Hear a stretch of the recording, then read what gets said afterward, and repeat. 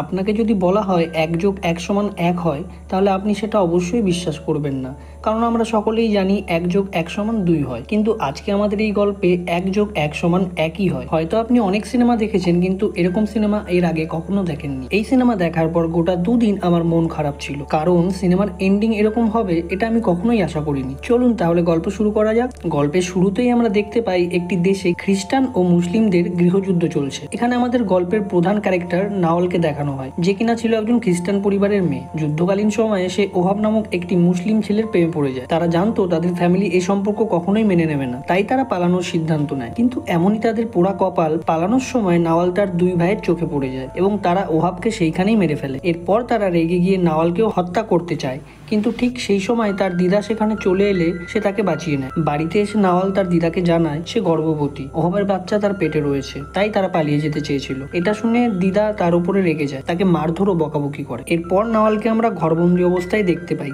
যেখানে তার দিদা তার জন্য খাবার নিয়ে এসেছে আর তাকে তার বাচ্চার খবর সবার কাছ থেকে গোপন রাখতে বলে। এরপর দিদা তাকে জানায় এ বিষয়ে যদি কেউ জানতে পারে তাহলে সম্মান বাঁচানোর জন্য বাধ্য হয়ে তাকে মেরে ফেলতে হবে। তার দিদা তাকে জানায় তুমি আমার বাড়িতে থেকেই এই বাচ্চাকে জন্ম দেবে, তারপর তুমি শহরে তোমার কাকার কাছে গিয়ে পড়াশোনা করবে। তোমার বাচ্চাকে আমি অনাথ আশ্রমে রেখে আসবো, তারপর যখন সময় আসবে তখন তোমার বাচ্চাকে তুমি ফিরিয়ে নিও। যদি তুমি আমার কথায় রাজি হও তবে আমি তোমাকে সাহায্য করব। নাওয়াল তার দিদার কথা মেনে নেয়। এর কিছুদিন পর নাওয়াল একটি ছেলে বাচ্চার জন্ম দেয়। জন্মের পরই তার দিদা তার পায়ে 3টি বিন্দু এঁকে দেয়, পরে যাতে নাওয়াল তার বাচ্চাকে চিনে নিতে পারে। নাওয়াল তার বাচ্চাকে কোলে নিয়ে জানায় আমি একদিন তোমাকে আপন করে নেব। এরপর দিদা ওই বাচ্চাটিকে নিয়ে একটি অনাথ আশ্রমে রেখে দিয়ে আসে। এদিকে নাওয়াল তার পড়াশোনা শেষ করার জন্য দারেশ নামক একটি শহরে তার কাকার কাছে চলে যায়। পড়াশোনার পাশাপাশি সে দেশের রাজনৈতিক অবস্থা নিয়েও বেশ চিন্তিত থাকে। এরপর একদিন বাড়িতে বসে নাওয়াল রেডিওতে খবর পায় খ্রিস্টানরা তাদের ইউনিভার্সিটি ক্যাম্পাস বন্ধ করে দিয়েছে। খাবার টেবিলে নাওয়ালের কাকা জানায় মুসলিম সৈনিকরা বেশ কিছু খ্রিস্টান গ্রামে আক্রমণ করেছে, তাই সুরক্ষার জন্য খ্রিস্টানরা ইউনিভার্সিটি বন্ধ করে দিয়েছে। এই কথা শুনে নাওয়াল একটু চিন্তিত হয়ে যায়, কারণ তার ছেলেও এরকম একটি গ্রামে অনাথ আশ্রমে রয়েছে। যদি দুর্ভাগ্যবশত তার ছেলে এই আক্রমণের শিকার হয় তাহলে হয়তো সে আর কোনোদিনও তার ছেলেকে ফিরে পাবে না। এরপর নাওয়াল সিদ্ধান্ত নেয় তার ছেলেকে দেখতে যাওয়ার। পরের দিন সে কাউকে কিছু না বলেই বাড়ি থেকে চলে যায়। তবে দেশে যুদ্ধ চলার কারণে দেশের যাতায়াত ব্যবস্থা বিচ্ছিন্ন হয়ে পড়েছিল, তাই সে লিফট নিয়ে গাড়ি পাল্টে পাল্টে বহু কষ্টে অবশেষে সেই গ্রামে অনাথ আশ্রমে পৌঁছায়। সেখানে গিয়ে সে বুঝতে পারে তার ভাবনাই সঠিক, মুসলিমরা এই আশ্রমেও হামলা করেছিল। তাই মনে ভীষণ আঘাত পেয়ে সে কান্না করতে থাকে। কিছুক্ষণ পর সে সেখানে একটি লোককে দেখতে পায় ও তাকে এই হামলার ব্যাপারে জিজ্ঞাসা করে। লোকটি তাকে জানায় মুসলিম হামলাকারীদের লিডার শামসুদ্দিন প্রতিশোধের আগুনে সকল খ্রিস্টান গ্রামবাসীদের হত্যা করেছে ও তারাই এই আশ্রমে হামলা করেছে। তবে কিছু বাচ্চা এখান থেকে পালিয়ে গেছে, হয়তো তারা টেরিসা ক্যাম্পে রয়েছে। এরপর পায়ে হেঁটেই সে টেরিসা ক্যাম্পের উদ্দেশ্যে রওনা হয়। কিছুক্ষণ চলার পরই সে একটি পাবলিক বাস দেখতে পায়। ভালো করে দেখার পরে সে বুঝতে পারে এটি একটি মুসলিমদের বাস, তাই সে চালাকি করে তার খ্রিস্টান বেশ ছেড়ে মুসলিমদের মতন ওড়না পরে নেয় ও ড্রাইভারকে লিফট দেওয়ার জন্য অনুরোধ করে। ড্রাইভার মেনে নেওয়ায় নাওয়াল বাসে একটি সিটে বসে পড়ে। কিছুক্ষণ পর কয়েকজন খ্রিস্টান যোদ্ধারা বাসটিকে দাঁড় করিয়ে ড্রাইভারকে গুলি করে মেরে ফেলে ও বাসের যাত্রীদের উপরে ব্ল্যাঙ্ক ফায়ার করে। নাওয়াল, একটি বাচ্চা ও একটি মহিলা ছাড়া বাসের আর সকলেই মারা যায়। যোদ্ধারা বাসে আগুন জ্বালাতে চাইলে নাওয়াল তার খ্রিস্টান ক্রস দেখিয়ে বেঁচে যায়। বাচ্চা মেয়েটিকে সে নিজের মেয়ে বলে বাঁচাতে চেষ্টা করলেও যোদ্ধারা বুঝে যায় এবং বাচ্চা মেয়েটিকেও মেরে ফেলে। এই ঘটনা দেখে নাওয়াল মনে মনে খুব ভেঙে পড়ে ও খ্রিস্টান ধর্মের আন্দোলনকারী যোদ্ধাদের বিরোধিতার সিদ্ধান্ত নেয়। অবশেষে সে ডেরেসা ক্যাম্পে এসে পৌঁছায়, কিন্তু এখানে এসে সে চারিদিকে ধ্বংসস্তূপ ও মৃতদেহ পড়ে থাকতে দেখে। তাই সে মনে মনে একরকম মেনেই নেয় যে তার ছেলে আর বেঁচে নেই, আর খ্রিস্টানদের প্রতি তার প্রচন্ড রাগ হয়। তাই সে ঠিক করে সে তাদের বিরুদ্ধে গিয়ে মুসলিম যোদ্ধাদের সঙ্গ দেবে। তাই সে মুসলিমদের গোপন ডেরায় যায় তাদের দলে যোগ দেওয়ার জন্য। কিন্তু সে যেহেতু একজন মুসলিম ছিল, তাই তাকে দলে সামিল করতে তারা নারাজ হয়। সে জানায় তার স্বামী ও ছেলের মৃত্যুর জন্য খ্রিস্টানরাই দায়ী, তাই সে প্রতিশোধ নেওয়ার জন্য এ দলে যোগদান করতে চায়। তাই দুঃখের কাহিনী শুনে তারা তাকে দলে নিয়ে নেয়। এরপর খ্রিস্টান দলের নেতাদের হত্যা করাই হয়ে দাঁড়ায় তার জীবনের একমাত্র উদ্দেশ্য। তাই সে একজন শিক্ষিকার বেশ ধারণ করে সেই নেতার বাড়িতে ঢুকে পড়ে তার ছেলের শিক্ষক হিসাবে। এরপর একদিন পড়াতে যাওয়ার সময় সে লুকিয়ে একটি বন্দুক তার ব্যাগে ভরে নেয়, আর সঠিক সময় বুঝতে পেরে সে সেই নেতাকে গুলি করে মেরে ফেলে। তৎক্ষণাৎ বাড়িতে থাকা সিকিউরিটিরা তাকে গ্রেপ্তার করে। তাকে কাফার রায়াত নামক একটি জেলে বন্দি বানিয়ে দেওয়া হয়। এখানে তার মাথার সব চুল কেটে দিয়ে তাকে একটি ছোট্ট রুমে বন্দি বানিয়ে রাখা হয় তাকে মানসিকভাবে ভাঙার জন্য। কিন্তু সে কিছুতেই হার মানত না, বরং খ্রিস্টান সৈনিকদের শুনিয়ে শুনিয়ে সবসময় গান গাইতো। এই জন্য সে জেলের মধ্যে গায়িকা হিসেবেও খ্যাতি অর্জন করে। জেলের আধিকারিকরা নেওয়ালকে মানসিকভাবে ভেঙে ফেলার জন্য তার উপর খুব অত্যাচার করত, তবু তাকে হার মানাতে পারেনি। অবশেষে তারা জেলের একজন খুনি কয়েদিকে দিয়ে প্রতিদিন তাকে ধর্ষণ করাতে শুরু করে। এভাবে 15 বছর ধরে সে জেলের মধ্যে নরক যন্ত্রণা ভোগ করতে থাকে। এক সময় নাওয়াল বুঝতে পারে সে গর্ভবতী। সে জেলের মধ্যেই দুটি যমজ বাচ্চাকে জন্ম দেয়। জেলের নার্স তাকে জানায় তার একটা ছেলে ও একটা মেয়ে হয়েছে। বাচ্চা জন্মানোর পর জেলের আধিকারিকরা বাচ্চা দুটোকে নদীর জলে ফেলে দিতে চায়, কিন্তু সেই নার্স তাদেরকে বাধা দেয়, নিজেই সেই বাচ্চাগুলোর ভরণ পোষণের দায়িত্ব নেয়। এরপর আমরা দেখতে পাই নাওয়াল জেল থেকে ছাড়া পাওয়ার পর সেই মুসলিম যোদ্ধাদের লিডার শামসুদ্দিনের সাথে গোপনে দেখা করতে যায়। এখানে মুসলিম যোদ্ধারা তাকে জানায়, তুমি আমাদের জন্য অনেক যন্ত্রণা সহ্য করেছো, এবার তুমি তোমার বাকি জীবনটা তোমার বাচ্চাদের সাথে কাটাও। তুমি অন্য দেশে গিয়ে সুখে শান্তিতে নতুন করে তোমার জীবন আবার শুরু করো। আমরা সেখানে তোমাকে একটি বাড়ি ও একটি চাকরির ব্যবস্থা করে দেব। এরপর নাওয়াল তাদের কথা মতো সেই দুটি বাচ্চাকে নিয়ে কানাডাতে চলে যায়। এখানে আমরা জানতে পারি যে তার ছেলের নাম ছিল সাইমন ও মেয়ের নাম ছিল জেনি। অন্য দেশে এসে নাওয়াল তাদের নতুন জীবন ভালোই কাটাচ্ছিল। একদিন সে তার ছেলে মেয়েদের নিয়ে স্নান করতে যায় একটি সুইমিং পুলে। সেখানে সে একজন ব্যক্তির পায়ে 3টি ফোঁটা দেখতে পায়, যেমনটা নাওয়ালের দিদা তার প্রথম ছেলের পায়ে করে দিয়েছিল। এরপর নাওয়াল তার সাথে কথা বলার জন্য তার কাছে যায়, কিন্তু কিছু না বলেই চুপ হয়ে যায়। কিছু একটা ভেবে সে বসে পড়ে এবং খুব নিরাশ হয়ে যায়। জেনি তার মায়ের এরকম অবস্থা দেখে তাকে জিজ্ঞাসা করে, মা তোমার কি হয়েছে? কিন্তু নাওয়াল কোনোই কথা বলে না। সে যেমন চুপ করেছিল তেমনই চুপ করেই থাকে। এই ঘটনার পরই আমরা নাওয়ালকে একটি হাসপাতালে দেখতে পাই, কারণ কোনো এক অজানা চিন্তায় সে খুব অসুস্থ হয়ে পড়েছিল। সে আর বাঁচবে না বুঝতে পেরে তার বস রুবেলকে ডেকে কয়েকটি উইল ও চিঠি লেখার কথা বলে। রুবেল তার কথা মতো চিঠি ও উইল তৈরি করে ফেলে।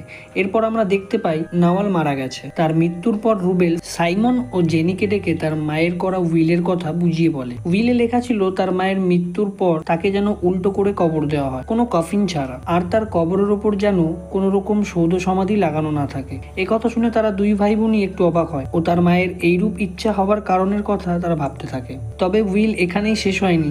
রুবেল আরো শোনায় নাওয়াল তার সন্তানদের জন্য 3টি চিঠি রেখে গেছে। তার মেয়ের উদ্দেশ্যে সে লিখেছে, জেনি তুমি তোমার বাবাকে খুঁজে বের করে তাকে এই চিঠিটি দেবে। তার ছেলের উদ্দেশ্যে সে লিখেছিল, সাইমন তুমি তোমার ভাইকে খুঁজে পেলে এই দ্বিতীয় চিঠিটি তাকে দেবে। তোমাদের দুজনেরই কাজ হয়ে গেলে তারপর এই তৃতীয় চিঠিটি খুলবে। প্রথম চিঠি দুটো না দেওয়া অবধি তারা যেন এই তৃতীয় চিঠিটি না খুলে, তাই রুবেলের কাছে তৃতীয় চিঠিটি রাখা থাকবে। মায়ের করা উইল শুনে তারা দুজনেই খুব অবাক হয়ে যায়, কারণ এর আগে তারা জানতো তারা কেবল 2 ভাই বোন, আর তার বাবাও বহু বছর আগে অ্যাক্সিডেন্টে মারা গেছে। উইলে নতুন ভাই ও বাবার কথা শুনে তারা রীতিমতো আশ্চর্য হয়। রুবেলের কাছে তার এরকম আশ্চর্য উইল করার কারণ জানতে চাইলে সে জানায়, আমি এই ব্যাপারে কিছুই জানি না, তবে তোমার মা যখন লিখেছে তার নিশ্চয়ই কোনো কারণ আছে। এরপর সে জেনির হাতে তার মায়ের পাসপোর্ট ও খ্রিস্টান ক্রস দিয়ে দেয়। এদিকে সাইমন এইসব ঘটনায় বিরক্ত হয়ে সেখান থেকে চলে যায়। এরপর জেনি বাইরে এসে দেখতে পায় তার ভাই এসব শুনে খুব রেগে আছে। সাইমন তাকে বলে এসব উইল বাদ দিয়ে মাকে সাধারণভাবে শেষ বিদায় করে দিই, মায়ের শেষ চিঠিটিও পড়ে ফেলি। কিন্তু জেনি তার মায়ের শেষ ইচ্ছে পূরণ করার আগ্রহ দেখায়। জেনি একটি কলেজে অঙ্কের শিক্ষক ছিল। সে তার কলেজের ডিনের কাছে গিয়ে তার মায়ের করা আশ্চর্য উইল চিঠির কথা বুঝিয়ে বলে ও তার মায়ের শেষ ইচ্ছে পূরণ করার জন্য সে ছুটি চায়। ডিন তার ছুটি অ্যাপ্রুভ করে দেয় ও বলে দারেসে প্রফেসর সায়েদ নামে তার একজন বন্ধু রয়েছে, সে তার সাথে গিয়ে দেখা করলে সে সাহায্য করতে পারে এই বিষয়ে। আসলে দারেস হলো সেই জায়গা যেখানে নাওয়াল তার কাকার কাছে থেকে পড়াশোনা করত। এরপর জেনি সেখানে পৌঁছে প্রফেসর সায়েদের সাথে কথা বলে। প্রফেসর তাকে জানায়, আমি দুঃখিত, আমি তোমাকে এ বিষয়ে কোনো সাহায্য করতে পারবো না, কারণ তখন আমি এখানে ছিলাম না। জেনি তখন অফিসে গিয়ে তার মায়ের ছবি দেখায় ও তার মায়ের পাসিং ইয়ার বলে ডেটাশিট চেক করতে বলে, কিন্তু অফিসের স্টাফরা তার সাহায্য না করে তাকে অন্য একজনের ঠিকানা দেন। এরপর জেনি তার মায়ের ছবি নিয়ে সেই লোকটির কাছে যায়। ছবিতে জেলের নাম লেখা আছে দেখে সে জেনিকে জানায় এটি কাফার রায়াত নামের একটি জেলের তোলা, অর্থাৎ তার মা জেলে ছিল। তার মা জেলে ছিল জেনে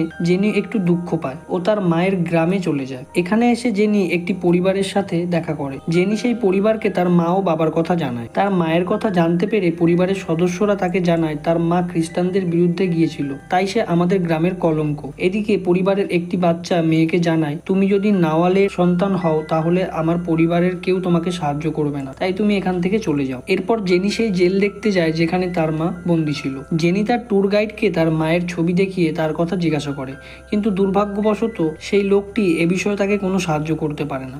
কিন্তু একজন জেল কর্মীর ঠিকানা তাকে দিয়ে দেয়। জেনি সেই জেল কর্মীর বাড়ি খুঁজতে খুঁজতে অবশেষে তার কাছে। এরপর জেনি তাকে তার মায়ের ব্যাপারে জিজ্ঞাসা করে। তিনি জানায়, আমি যখন জেলে কাজ করতাম তখন এই মহিলা এই জেলে বন্দী ছিল। সে একজন খ্রিস্টান নেতাকে খুন করেছিল, তাই জেল কর্মীরা তাকে টর্চার করার জন্য মানসিকভাবে যন্ত্রণা দেয়। তাছাড়াও আবু তারেক নামে এক কয়েদিকে দিয়ে দিনের পর দিন তাকে ধর্ষণ করিয়েছে তারা। এরপর জেলের ভেতরেই সে দুটি বাচ্চার জন্ম দেয়। এরপর সে জেল থেকে ছাড়া পেয়ে যায়। অতীতে ঘটে যাওয়া তার মায়ের দুর্দশা শুনে জেনি ভেঙে পড়ে। জেনি তাকে সেই বাচ্চাদের ব্যাপারে জিজ্ঞাসা করলে সে জানায়, আমি সেই বাচ্চাদের ব্যাপারে কিছুই জানি না, তবে যে নার্স তার ডেলিভারি করেছিল তাকে আমি চিনি। এই বলে সে কাগজে সেই নার্সের ঠিকানা লিখে দেয়। এরপর জেনি বাইরে এসে সাইমনকে ফোন করে এবং সব জানায়। ও বলে তাদের মা এই স্থানের জেলে বেশ কয়েক বছর ধর্ষিত হয়েছে, আর এইখানেই আমাদের ভাই জন্ম নেয়, যে ভাইয়ের কথা মা চিঠিতে লিখেছিলেন। এরপর জেনি তার ভাইকে জানায়, তোমার এখানে চলে আসা উচিত। এরপর সাইমন রুবেলকে নিয়ে জেনির কাছে যাওয়ার জন্য বেরিয়ে পড়ে। এখানে এসে রুবেল মাদ্দাত নামক একটি স্থানীয় ব্যক্তির সাহায্য চায়। সে তাদেরকে সাহায্য করার জন্য রাজিও হয়ে যায়। সাইমন এখানে এসে জেনির সাথে গিয়ে দেখা করে। ইমোশনাল হয়ে একজন আরেকজনকে জড়িয়ে ধরে। জেনি তাকে সেই নার্সের ঠিকানা দেখায় যেটা সে জেল কর্মীর কাছ থেকে পেয়েছিল, কিন্তু সেই নার্স তখন হাসপাতালে ভর্তি ছিল, তাই তারা সবাই মিলে সেই হাসপাতালে যায় তার সাথে দেখা করার জন্য। সেই মহিলা তাদের পরিচয় জানতে পেরে আনন্দে আত্মহারা হয়ে যায়। জেনি তাকে জেলের মধ্যে হওয়া বাচ্চাদের ব্যাপারে জিজ্ঞাসা করলে নার্স তাকে জানায়, তোমরাই সেই বাচ্চা, আমি তোমাদের আমার কাছে লুকিয়ে রেখেছিলাম। তারপর তোমার মা জেল থেকে বেরোনোর পর তোমাদেরকে নিয়ে যায়। এই শুনে জেনি ও সাইমন আবার হাত চকিয়ে যায়। কয়েক মুহূর্তের জন্য তাদের গোটা দুনিয়া পরিবর্তন হয়ে যায়। তারা এতদিন ওহাবের পিতৃ পরিচয় নিয়ে চলছিল, কিন্তু এখন তারা জানতে পারছে তারা আবু তারেকের কুকীর্তির ফল। তারা একটু নর্মাল হয়ে চিন্তায় পড়ে যায়, তাহলে তাদের ভাই কোথায়। এরপর খাবার টেবিলে জেনি তার বাবা কোথায় আছে জিজ্ঞাসা করলে মাদ্দার তাদের জানায়, আমি একটু পুরনো ফাইল ঘেটে দেখেছি, তোমার বাবা আবু তারিকের কোনো ডেথ সার্টিফিকেট পাওয়া যায়নি, সে হয়তো দেশ ছেড়ে চলে গিয়েছে। জেনি তার ভাইয়ের কথা জিজ্ঞাসা করলে মাদ্দার জানায়, নাওয়াল ও ওহাবের যে সন্তানটি হয়েছিল তাকে ওই গ্রামের একটি অনাথ আশ্রমে রাখা হয়েছিল। সেখানে সেই বাচ্চার নাম নেহাদ নামে নথিভুক্ত করা হয়, অর্থাৎ নেহাদই হলো তোমাদের সেই ভাই। নেহাদকে খুঁজে বার করলেই তোমাদের মায়ের উইল সম্পন্ন হবে। এরপর মাদ্দার জানায়, কয়েক বছর পরই মুসলিম যোদ্ধা শামসুদ্দিন সেই অনাথ আশ্রম ধ্বংস করে ফেলে, কিন্তু সে এখনো জীবিত আছে। তবে তার সাথে দেখা করা একটু কঠিন কাজ, তাই মাদ্দার সাইমনকে একটা বুদ্ধি দেয় যে তুমি ডেরেসা ক্যাম্পে গিয়ে সেখানে একটি পরিবারকে বলো তুমি সেই জেলে থাকা গায়িকার ছেলে, তারপর শামসুদ্দিন নিজেই তোমার কাছে দেখা দেবে। এরপর সে মাদ্দাতের কথা মতো ডেরেসা ক্যাম্পে গিয়ে একটি পরিবারকে জানায় সে সেই গায়িকার ছেলে ও সে তার ভাই নিহাদকে খুঁজছে। এদিকে এসব করার পরও যখন কোনো কাজ না হয় সে মাদ্দাতকে ফোন করে সব জানায়। মাদ্দাত তাকে জানায়, এবার একটু অপেক্ষা করো, সে নিজেই তোমাকে ডেকে নেবে। পরের দিন সত্যি দুটি লোক সাইমনকে তার হোটেলে নিতে আসে। তারা তাকে চোখ বন্ধ করে শামসুদ্দিনের কাছে নিয়ে যায়। শামসুদ্দিন তাকে জানায় নিরাপত্তার জন্য তার চোখ বন্ধ রাখতে হয়েছে, তার মা তাদেরই একজন কর্মী ছিল। এরপর শামসুদ্দিন তার এখানে আসার কারণ জিজ্ঞাসা করে। সাইমন জানায়, আমি নিহাদ নামে একজনকে খুঁজছি, সে আমার ভাই হয়। সে আরো জানায়, আমি পুরনো ফাইল ঘেটে দেখেছি, তার জন্মের পরই আমার মা তাকে এই গ্রামের একটি অনাথ আশ্রমে পাঠিয়ে দেয়, যেটা 4 বছর পর আপনি ধ্বংস করে দিয়েছিলেন। এরপর শামসুদ্দিন সবাইকে বাইরে যেতে বলে, সাইমনকে চোখের বাঁধন খুলে ফেলতে বলে। এরপর সে জানায় ওই আশ্রমটি যেখানে ছিল সেটি ছিল একটি খ্রিস্টান এলাকা। আমরা আমাদের যোদ্ধাদের মৃত্যুর প্রতিশোধ নেবার জন্য সেখানে আক্রমণ করি, তবে আমরা সেখানে কোনো বাচ্চাদের মারিনি, বরং সব বাচ্চাদের নিজেদের সাথে নিয়ে গিয়েছিলাম ও তাদেরকে ট্রেনিং দিয়ে আমাদের মতনই যোদ্ধা বানাতে চেয়েছিলাম। তার মধ্যে একজন নিহাদ ছিল, সে আর সবার থেকে আলাদা ছিল, তার মধ্যে অনেক গুণ ছিল। সে সবসময় তার মাকে খুঁজতে চাইতো। অল্প বয়সেই নিহাদ খ্রিস্টান সৈন্যদের হাতে ধরা পড়ে।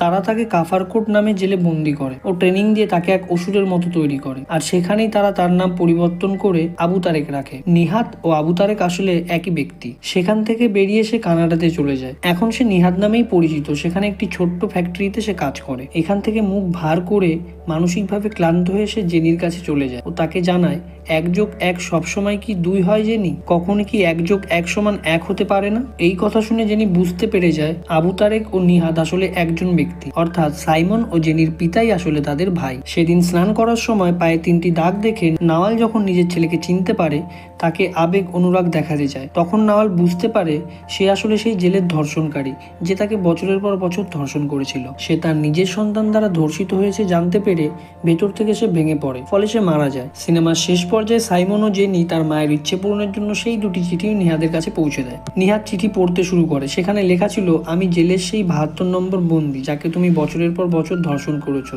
দ্বিতীয় চিঠিটি পড়লে তুমি হয়তো সব জানতে পারবে। তাই নিহাদ তৎক্ষণাৎ দ্বিতীয় চিঠিটি খুলে পড়তে শুরু করে।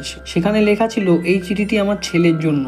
তুমি আমার সেই হারিয়ে যাওয়া ছেলে। তোমার পায়ে 3টি দাগ আমি করিয়েছিলাম পরে তোমাকে খুঁজে পাওয়ার জন্য। অবশেষে যখন আমি তোমাকে খুঁজে পেয়েছি তখন আর আমার বলার মতন কোনো ভাষা ছিল না। ইতি, তোমার মা। চিঠি শেষ করার পর নিহাদের পুরো পৃথিবী বদলে যায়। সে তার জীবন নিয়ে হতাশ হয়ে পড়ে। এরপর জেনি ও সাইমন তার মায়ের 3য় চিঠিটি রুবেলের কাছ থেকে নিয়ে নেয়।